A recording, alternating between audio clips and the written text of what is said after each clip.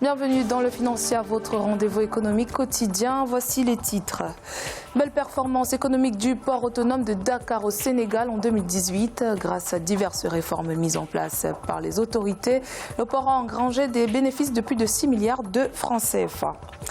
Le Mali reste dans sa lancée positive sur le marché financier régional. Le pays qui sollicitait 25 milliards de francs CFA sous forme de bons assimilables du Trésor de maturité d'un an a réussi à lever 27,5 milliards de francs CFA le 15 mai.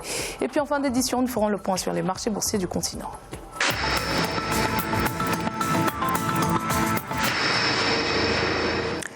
6 milliards 325 millions de francs CFA au terme de l'exercice 2018.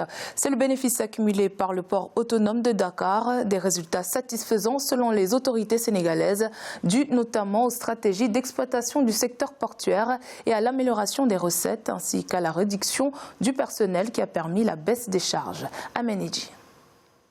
Au cours de l'exercice 2018, le port autonome de Dakar a réalisé un bénéfice net de 6,3 milliards de francs CFA contre 1,4 milliard en 2017, soit une augmentation de 342% en un an. Un bilan qui résulte de l'engagement des portuaires et de l'orientation stratégique des administrateurs à travers le nouveau plan du port qui a consisté en une réduction des charges et en l'amélioration des recettes durant le second semestre de 2017. On a un ensemble de facteurs extrêmement favorables qui sont aujourd'hui peut-être à l'origine d'un bénéfice qui pouvait être meilleur en tout cas. Parce que 6 milliards pour un port nouveau, modèle, avec tout l'investissement qu'on a fait, Dakar devrait être le port le plus intéressant. En effet, l'effectif du personnel, qui était de 2039 en 2017, s'est stabilisé au 31 décembre 2018 à 1878. Les charges du personnel sont ainsi passées de 70% de la valeur actualisée en 2017 à 62% en 2018.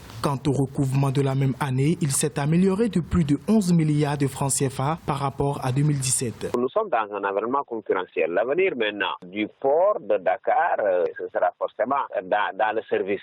Il faut qu'il y ait aussi, sur le plan en tout cas de l'offre des services annexes, comme la manutention, en plus maintenant de la rapidité du service port suivant le délai de déchargement. Avec près de 95% du commerce extérieur et en contribuant pour plus de 90% aux recettes douanières, le port de Dakar n'avait versé aux impôts que 620 millions de francs CFA en 2015, 310 millions en 2016 et 695 millions en 2017. 500 millions de dollars, c'est le montant du contrat que le gouvernement ghanéen a signé avec la China Railway Wuju Group Corporation pour la construction d'un nouveau chemin de fer. Le nouvel accord signé avec le groupe chinois devrait permettre la construction de la ligne ouest d'un chemin de fer à écartement standard. Il s'agit de près de 100 km de voies ferrées reliant les villes de Manso et de Dunkwa et qui permettront de transporter des passagers et des marchandises. Ils s'ajouteront à près de 22 km de lignes ferroviaire en cours de construction entre les villes de Kodjokrom et de Manso. Ce nouveau contrat s'inscrit dans le cadre de la stratégie du gouvernement visant à investir massivement dans les infrastructures. Le Mali est parvenu à mobiliser 27,5 milliards de francs CFA de bons assimilables du Trésor sur le marché financier régional. Cette troisième souscription du pays porte à plus de 200 milliards de francs CFA les ressources mobilisées sur ce marché depuis début 2019. Grâce à ces ressources financières, l'État malien pourrait accélérer son processus de paix et de réconciliation dans la partie nord du pays en proie aux attaques terroristes. Ange Noménian.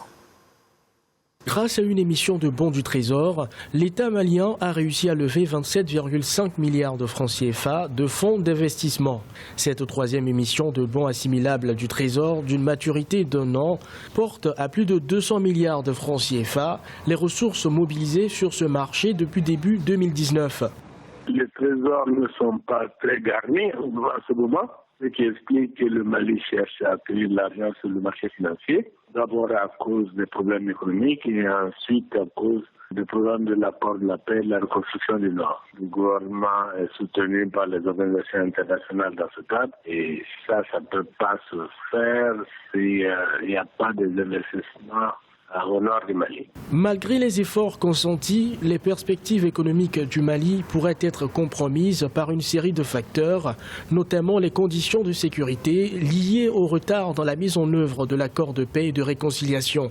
Jusqu'alors, les 414 millions d'euros promis par des donateurs pour soutenir la force du G5 Sahel tardent à se matérialiser. Le Mali est actuellement notre grand regret sous tutelle internationale en ce moment. Et le reste du pays ne semble pas être la priorité de ceux qui viennent soutenir l'accord de la paix. Il y a au bas mot 4000 rebelles contre plus de 14 millions de Maliens. La croissance du produit intérieur brut réel du Mali devrait ralentir en 2019 pour s'établir à 4,7% et s'y maintenir en 2020.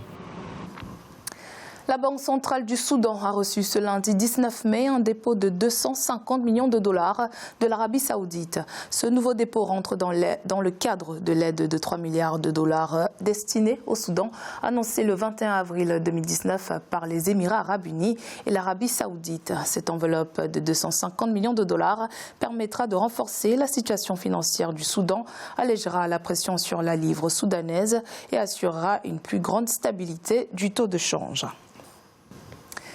La Banque centrale du Zimbabwe a annoncé lundi 19 mai avoir obtenu un prêt d'un montant total de 500 millions de dollars auprès de banques internationales non spécifiées afin de soutenir les transactions interbancaires en devises et d'atténuer la pénurie du dollar qui frappe le pays. Écoutons à ce propos le gouverneur de la Banque de réserve du Zimbabwe, John Mangudia. La Banque centrale a commencé à utiliser les 500 millions de dollars ce lundi 19 mai pour répondre aux exigences de paiement des entreprises et des particuliers en matière de change. Ce montant contribuera dans une large mesure à stabiliser le taux de change et les prix des biens et services dans l'économie. Il est à présent l'heure de faire le point sur les marchés boursiers du continent. En Afrique australe et océan Indien, la bourse de Maurice était en hausse de 0,02%. L'indice All-Share de Johannesburg perdait 1,01%. L'indice de Nairobi enregistrait également une baisse de 0,10% et l'indice du Botswana progressait de 0,01%. En Afrique de l'Ouest et centrale, la BRVM d'Abidjan était en baisse de 0,85%. L'indice nigérian gagnait 1,74% et la bourse du Ghana progressait de 0,78%. En Afrique du Nord, la bourse de Casablanca était en hausse de 0,35%.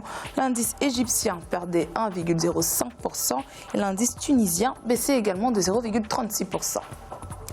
C'est la fin de cette édition du Financial. Merci de nous avoir suivis. On se retrouve bientôt pour un nouveau rendez-vous de l'économie.